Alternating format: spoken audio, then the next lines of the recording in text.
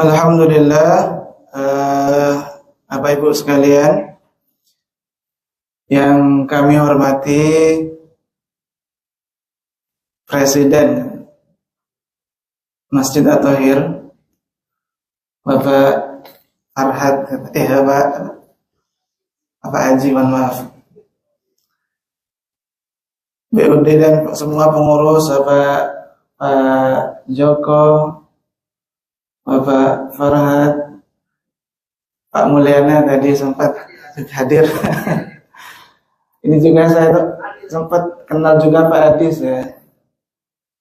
Jadi mohon maaf tidak bisa disebutkan satu persatu, tapi tanpa mengurangi rasa hormat dan ta'zim kami.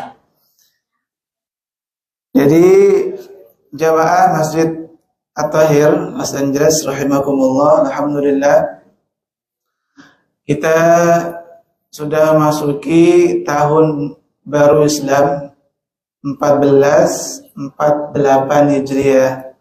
Kita masuk di bulan Muharram. Jadi sesuai dengan topik atau tema yang kemarin sempat disampaikan, bahwa insyaallah pada kesempatan kali ini kita sedikit akan mengulang kembali. Jadi kajian ini tentunya adalah bukan kajian yang baru. Yang saya sampaikan bukan perkara yang baru, bukan pengetahuan baru, tetapi ini adalah hal yang sudah sering kita dengar, tetapi tetap penting untuk kembali disampaikan, sembari kita mengingat-ingat kembali, memurojaah, kata gitu ya. Memurojaah, mereview kembali apa yang telah kita pahami sebelumnya, untuk kemudian insyaallah kita berusaha sebaik mungkin mengamalkannya. Jadi Bapak Ibu rahimakumullah, berkaitan dengan bulan Muharram, saya ingin merujuk kepada sebuah riwayat, satu riwayat atau satu hadis yang diriwayatkan oleh Aisyah radhiyallahu anha. Aisyah istri Rasulullah Muhammad sallallahu alaihi wasallam. Satu ketika Aisyah radhiyallahu anha berkata, "Kana yaumu Asyura tasumu Quraisyin fil jahiliyah," kata Aisyah.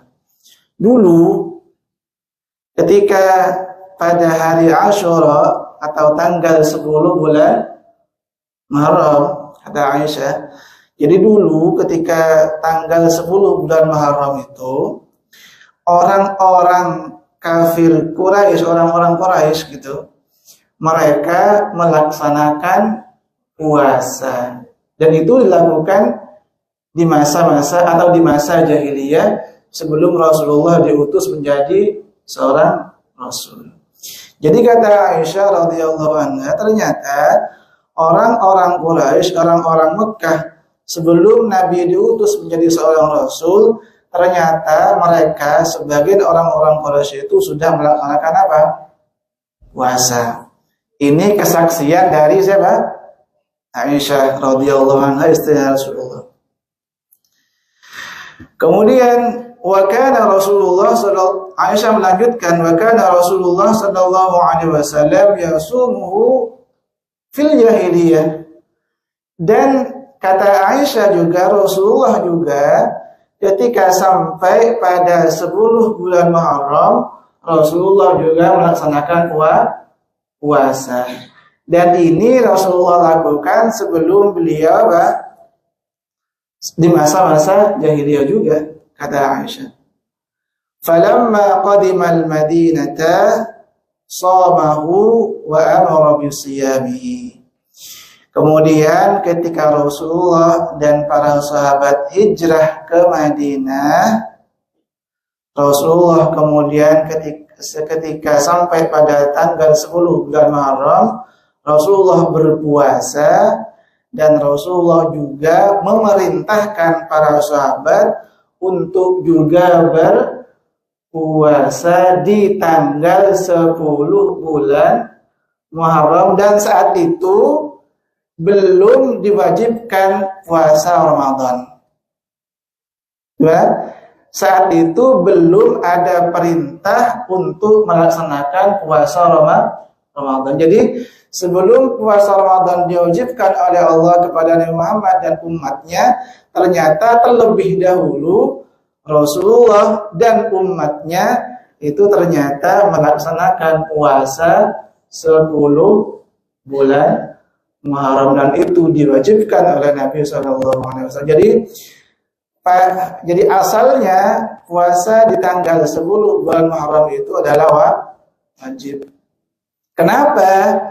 Disebutkan dalam sebuah riwayat yang lain, kenapa Rasulullah sampai kemudian mewajibkan kepada umatnya ketika itu untuk berpuasa di tanggal 10 bulan Muharram. Karena ketika Nabi itu hijrah dari mana? Dari Mekah ke Madinah, Nabi itu dalam sebuah riwayat fawajada Rasulullah al-Yahud yasumu fi Asyura. Jadi ketika Nabi hijrah ke Madinah setelah beberapa waktu, Nabi mendapati orang-orang Yahudi itu ternyata juga berpuasa di tanggal 10 bulan Muharram. Bayangkan, di Mekah orang Quraisy puasa 10 Muharram, ketika Nabi hijrah ke Madinah ternyata juga menemui orang-orang Yahudi yang juga mereka berpuasa di tanggal 10 bulan Muharram. Nabi kemudian bertanya pada orang Yahudi ini, "Ma hadzal yaumul ladzi tasumunahu?" Kenapa kamu kok berpuasa di tanggal 10 bulan Muharram ini, wahai orang-orang Yahudi? Kasarnya begitulah ya. Kemudian mereka menjawab, orang-orang Yahudi ini, jadi sebetulnya Bapak Ibu ya biasa ya. Nabi itu biasa berinteraksi, berdialog dengan apa? Lintas agama, rasanya begitu deh di Madinah itu. Jadi biasa berdialog, berinteraksi gitu. Ya sama tentunya dengan Bapak Ibu di sini biasa berinteraksi dengan orang-orang non-Muslim, dan itu juga ya dipraktekkan oleh Rasulullah SAW. Jadi Nabi bertanya, kenapa kok mereka orang-orang Yahudi ini berpuasa di tanggal 10 bulan Muharram atau hari Asyura itu? Mereka kemudian menjawab, orang-orang Yahudi ini, hadza yaumun azim. Tanggal 10 Muharram ini kata mereka adalah hari yang agung. Kenapa mereka yakini sebagai hari yang agung? Anjallahu fihi Musa wa qaumahu. Pada tanggal 10 Muharram itu Allah menyelamatkan Musa dan kaumnya. Wa gharraqa Fir'aun wa qaumahu. Dan pada hari itu juga di saat yang sama tentunya ya, Allah menenggelamkan siapa? Fir'aun dan kaumnya. Itu menurut persaksian orang-orang Yahudi. Ini ternyata kisah yang masyhur sering kita dengar, Nabi Musa itu melewati Sungai Nil itu ternyata sesuai dengan kesaksian atau pernyataan dari orang-orang Yahudi. Nabi Musa selamat dari kejaran Fir'aun di Sungai Nil itu terjadi di tanggal 10 bulan Muharram.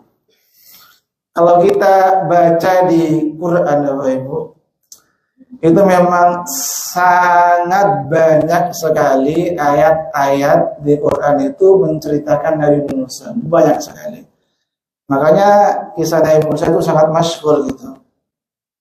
Di antaranya mungkin yang bisa saya kutipkan, di antara cuplikan gitu ya. Di antara cuplikan kisah Nabi Musa yang Allah gambarkan di Quran. Misalkan Allah sebutkan di Quran surah Asy-Syu'ara misalnya, nanti dibuka kalau ada yang buka. Surah Asy-Syu'ara ayat ke-60, bisa dimulai dari situ, langsung di situ misalkan. Kata Allah, fa'atba'uhum musyrikin. Fir'aun dan kaumnya dan bala tentaranya dan pembesar-pembesarnya gitu. Fa'atba'uhum musyrikin, mereka ternyata dapat menyusul Nabi Musa musyrikin. Apa musyrikin itu artinya? Pakai qaf ya, bukan kaf. Musyrikin gitu. Saya pertebal lagi gitu. Musyrikin gitu. Bukan musyrikin, bukan pakai kaf tapi qaf. Musyrikin, jadi di pagi hari. Di waktu syuruk, karena begitu ya. Waktu sebelum dua atau waktu duha di awal-awal.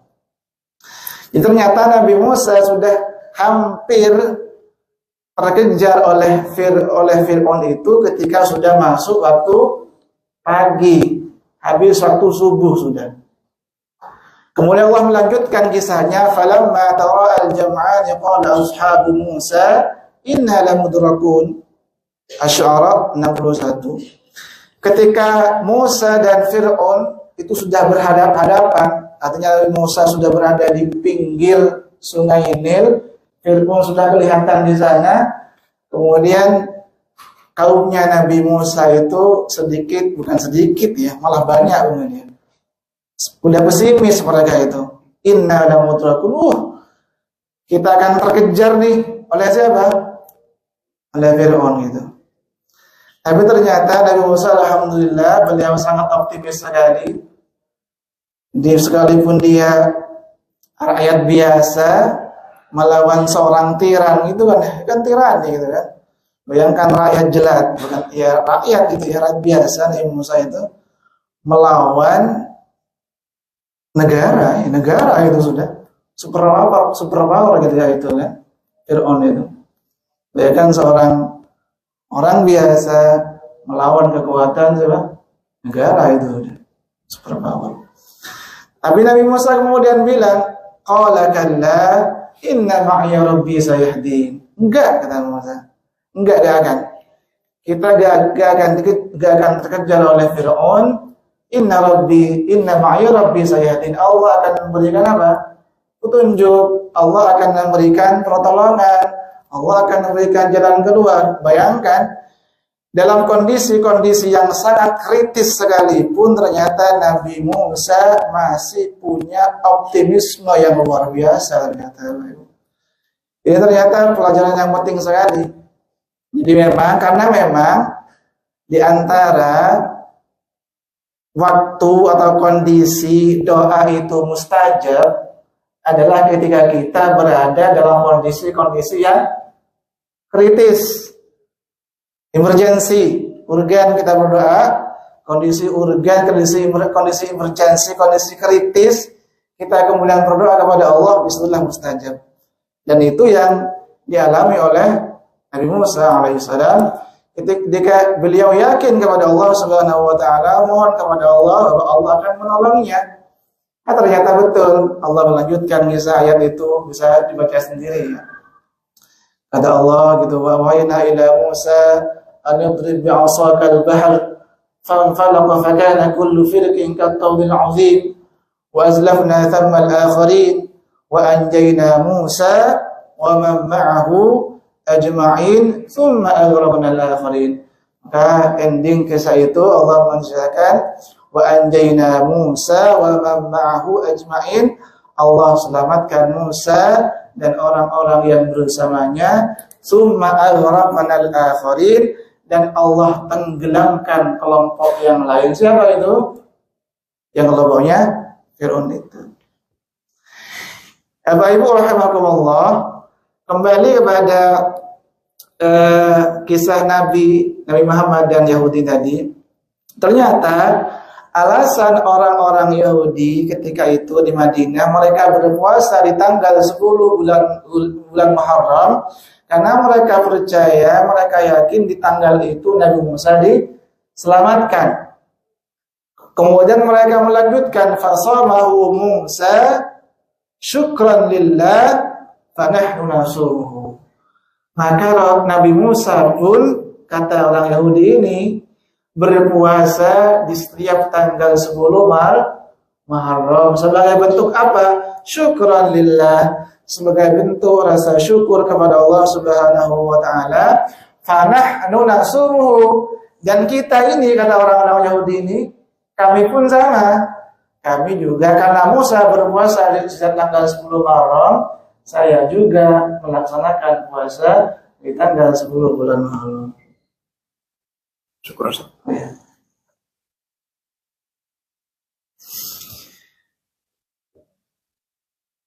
Saya mana tadi? Yaitu kaumnya Nabi Musa juga berpuasa di tanggal 10 bulan Muharram. Maka Nabi kemudian melanjutkan bersabda, "Fanahnu," kata Rasulullah, "ahaqqu wa aula bi Musa minkum." Saya itu, kami ini sebetulnya adalah orang yang paling berhak, orang yang paling layak untuk meneladani Musa daripada apa? Daripada orang Yahudi ini, kata Rasulullah. Kenapa?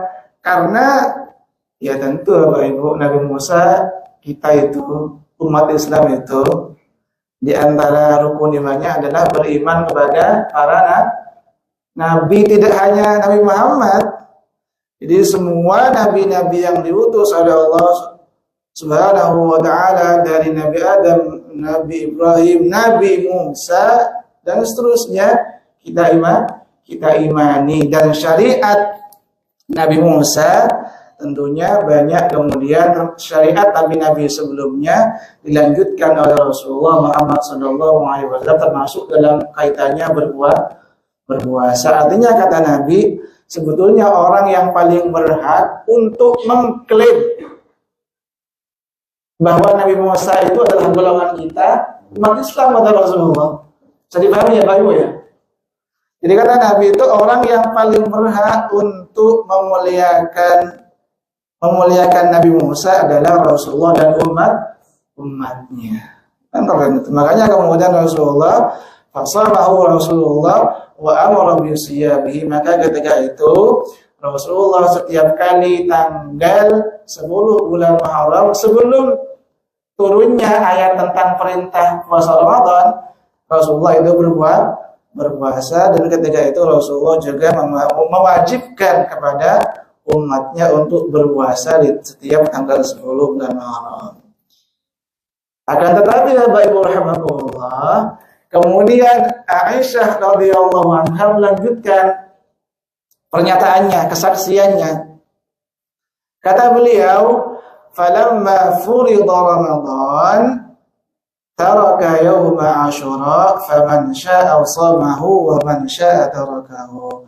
Maka ketika turun perintah tentang wajibnya puasa bulan Ramadan, maka Rasulullah kemudian tidak mewajibkan berpuasa di hari 10 bulan, di tanggal 10 bulan Muharram. Jadi ketika puasa Ramadan itu diwajibkan oleh Allah, maka status hukum dari puasa di Yaum Asyura yang awalnya wajib kemudian menjadi sunnah karena sudah ada bulan Ramadan. Jadi itu Bapak Ibu rahimakumullah.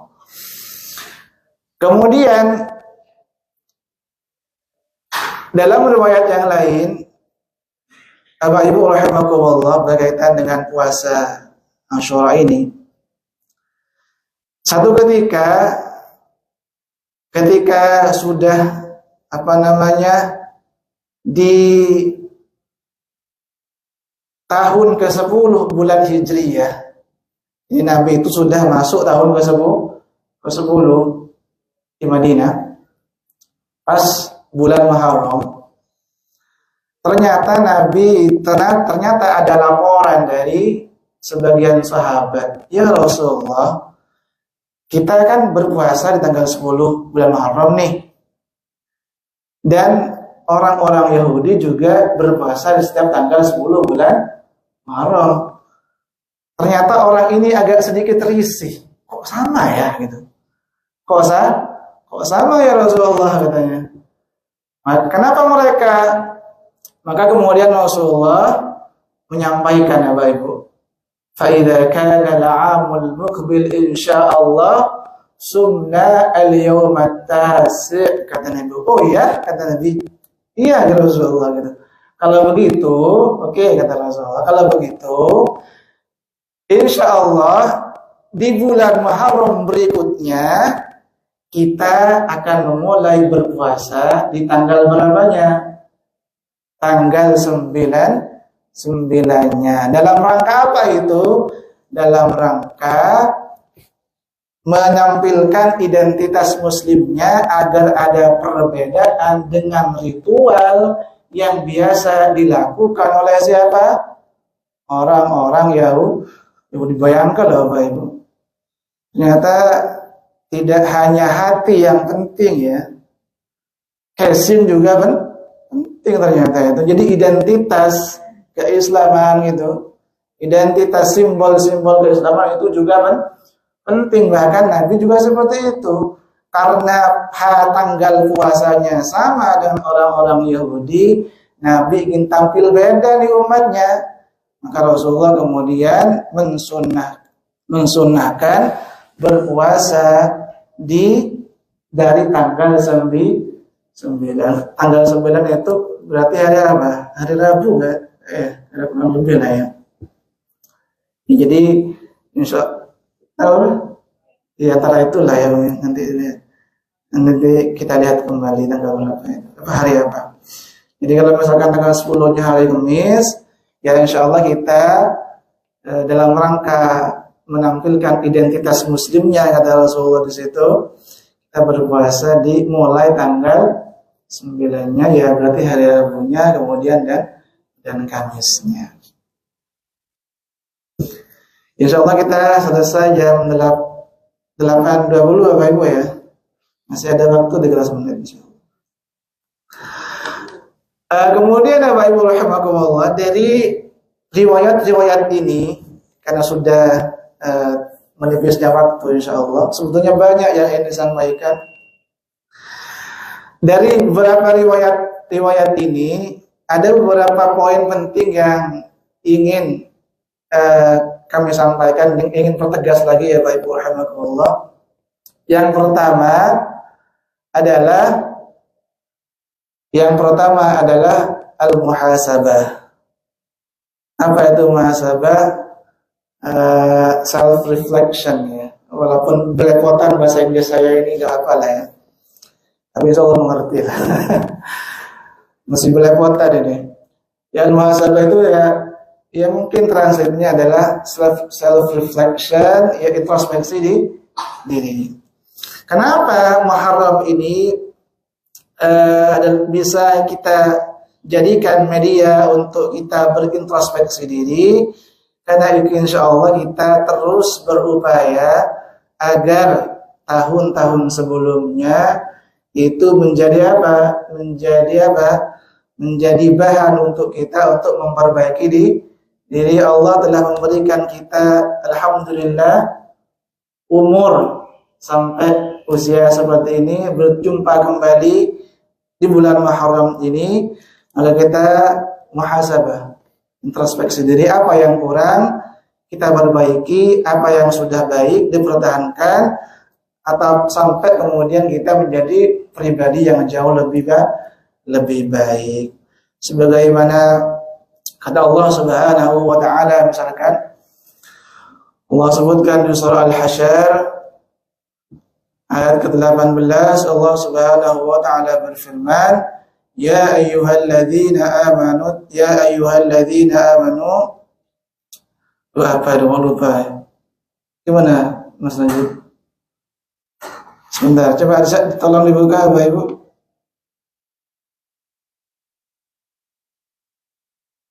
Ya ayyuhalladzina amanu taqullaha wal tanzur nafsum ma qaddamat lighad. Jadi hai orang-orang beriman, wal tanzur nafsun ma qaddamat lighad. Hendaklah setiap orang itu menjadikan masa lalunya, menjadikan hari kemarin, menjadikan minggu lalu, menjadikan bulan lalu, menjadikan tahun lalu. Itu apa? Lighad, menjadi bahan introspeksi diri untuk hari ini dan untuk hari esok, untuk tahun ini dan tahun-tahun setelahnya. Bapak Ibu rahimakumullah, dengan begitu semakin bertambahnya umur usia itu berarti semakin ada potensi untuk menambah amal-amal soleh. Betul atau tidak ini? Betul, makin bertambah umur berarti kan semakin banyak ibadahnya, makin banyak amal solehnya. Dan itu berarti potensi menjadi orang yang paling baik di sisi Allah Subhanahu wa taala. Sebagaimana kata Nabi sallallahu alaihi wasallam, kata Rasulullah dalam sebuah hadis disebutkan ada seseorang bertanya kepada Nabi sallallahu alaihi wasallam, "Ayyun nas khairun?" Ya Rasulullah, siapakah orang terbaik itu? Kata Nabi, "Man tala umruhu wa hasuna amaluhu." Orang yang terbaik itu adalah orang yang panjang umurnya, baik amalnya. Saya melihat Bapak Ibu di sini calon-calon orang terbaik semua. Soalnya saya lihat usia 60, 70 di sini. Atau mungkin ada yang 80 gitu. Jadi kata Nabi, orang terbaik itu adalah man tala umruhu wa hasuna amaluhu. Orang yang panjang umurnya, baik amalnya. Ada yang 60 di sini. Ada kan? 70. Orang terbaik insyaallah itu. Kenapa Bapak Ibu rahimakumullah? Ini logis sebetulnya sesuai dengan ayat Al-Qur'an ya. Karena ketika orang itu melaksanakan satu amal soleh, setidaknya dua yang dia dapatkan. Satu, pahalanya bertambah. Yang kedua, dosanya diampuni. Saya ulangi ya. Ketika orang melakukan amal soleh, setidaknya dua yang dia dapatkan. Satu, pahalanya bertambah. Dua, dosanya diampuni. Luar biasa itu. Jadi ketika dia meninggal dunia, habis dosanya. Betul atau tidak? Betul. Makanya kata Allah Subhanahu wa taala, misalkan Allah sebutkan di Quran surah Al-Maidah surah ayat ke-9, Allah berfirman, "Wa'adallahu alladhina amanu wa 'amilus solihati lahum maghfiratun wa ajrun 'azim." Allah menyediakan kepada orang-orang beriman dan kepada orang-orang yang beramal soleh dua hal setidaknya. Apa? Maghfiratun wa ajrun 'azim. Satu adalah maghfirah, ampunan, dosanya diampuni. Dan di saat yang sama pahalanya dilipat gandakan oleh Allah Subhanahu wa taala. Maka wajar kemudian Nabi sampai mengatakan bahwa orang terbaik itu adalah orang yang panjang umurnya, baik amalnya. Insyaallah Bapak Ibu di sini adalah orang-orang itu. Insyaallah karena seperti tadi ya Bapak Ibu ya, saudara kita almarhum Ananda Pasha itu kan tidak ada yang menyangka, karena usia tidak ada yang tahu, hanya Allah yang tahu. Maka karena tidak tahu, kita perlu mempersiapkan segala sesuatunya. Sebagaimana sebuah hadis, yang hadis ini kemarin saya dengar dari Ustaz Munajib. Ustaz ya, kemarin dia khutbah di khutbah Jumat kemarin di San Bernardino ya. Ustaz Munajib kemarin mengutip sebuah hadis, kata Rasulullah sallallahu alaihi wasallam, "Al-kayyisu man dana nafsahu wa 'amila lima ba'da al-maut." Kata Rasulullah sallallahu alaihi wasallam, orang yang cerdas itu, orang yang pintar itu adalah orang yang apa? Man dana nafsahu. Satu, setidaknya ada dua kata Nabi di sini. Ini setidaknya ada dua kriteria, karakter, kualifikasi siapa orang yang cerdas itu. Jadi bukan yang bergelar doktor kata Ustaz Munajib kemarin ya, atau yang profesor gitu. Ya pinter iya insyaallah pinter ya profesor insyaallah. Doktor iya, Karena saya insya Allah teman-teman juga dokter ya. Insya Allah. Tetapi ternyata Nabi punya definisi yang lain. Jadi Nabi punya definisi yang sedikit berbeda atau bahkan berbeda sama sekali dengan definisi yang sering kita buat tentang siapa orang yang pintar itu. Yang pertama kata Rasulullah, man dana nafsahu, adalah orang yang mampu mengendalikan hawa nafsunya, mengontrol emosinya, mengontrol nafsunya. Kenapa? Li'anna nafsa la'ammaratun su'. Karena nafsu itu adalah seringkali ammaratun bisu', seringkali mengarahkan kita kepada keburukan, kepada kejelekan. Jadi kita insyaallah berdoa kepada Allah Subhanahu wa taala agar bisa diberikan kekuatan untuk mengontrol, mengendalikan hawa nafsu kita. Bahkan Bapak Ibu, seperti doa yang tadi kita bacakan, bahkan Nabi itu saking ngerinya nafsu itu kalau dibiarkan, bahkan Nabi berdoa, wala takilni ila nafsi tarfata ain, ya Allah, jangan serahkan aku kepada nafsuku walaupun sekejap mata. Luar biasa itu. Bayangkan Nabi Muhammad SAW memohon kepada Allah agar jangan sampai nafsu itu mengendalikan kita sekalipun tarfata ainin, sekalipun sekejap mata. Itu yang pertama, definisi atau karakter orang yang cerdas menurut Nabi. Kemudian karakter kedua yang sedikit berbeda juga dengan definisi yang sering kita buat. Kata Nabi, wa amila lima ba'dal maut. Ini penting sekali ini. Orang yang cerdas itu adalah orang yang mempersiapkan kehidupan setelah kematian. Wah, keren sebetulnya ini. Jadi Nabi itu sangat-sangat progresif ya, jauh lebih progresifnya itu. Progresif. Nabi tidak hanya berbicara 1-2 tahun ke depan, tidak berbicara 10-20 tahun ke depan, bahkan Nabi juga berbicara kehidupan setelah kehidupan kita di dunia. Sedikit lagi, 3 menit lagi. Jadi itu Bapak Ibu rahimakumullah, orang yang cerdas adalah orang yang mempersiapkan kehidupan, bekal-bekal terbaiknya untuk menyambut kematian. Kenapa Bapak Ibu? Perjalanan menuju akhirat itu jauh atau dekat?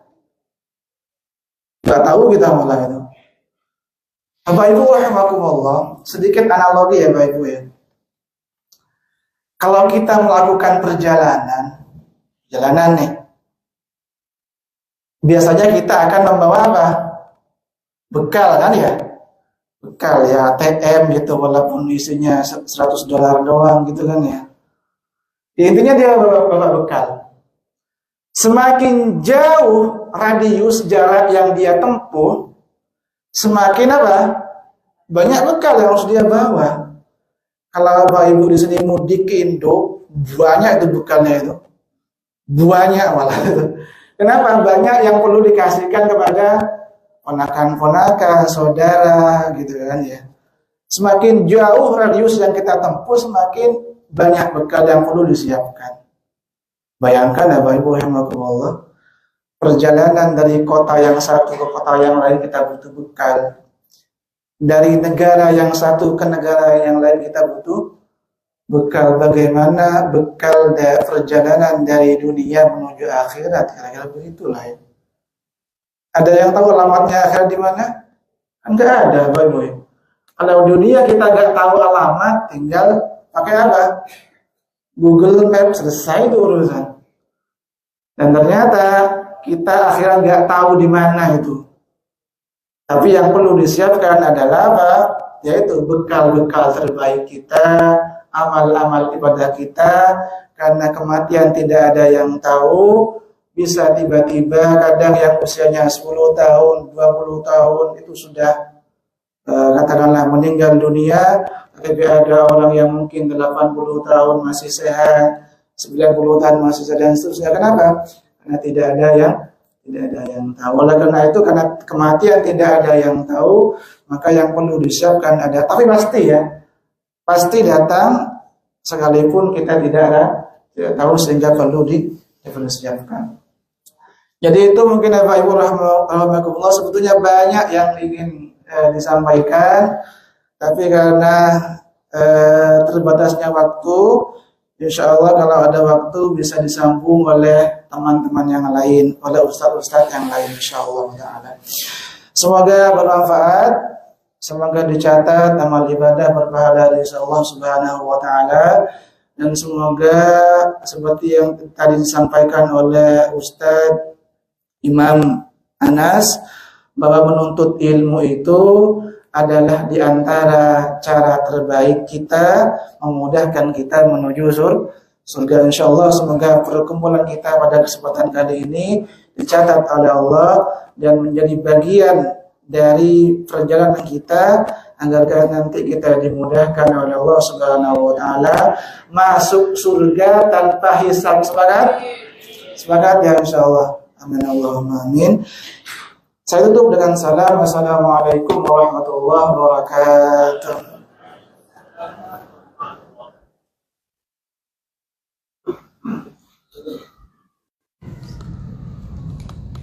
Terima kasih pada Ustaz yang telah tausiahnya. Mudah-mudahan kita bisa mendapatkan manfaatnya insyaallah, dan kita memberikan pahala yang dimaksud Allah SWT. Insyaallah kita segera salat maghrib. Bagi yang belum wudhu silakan kembali.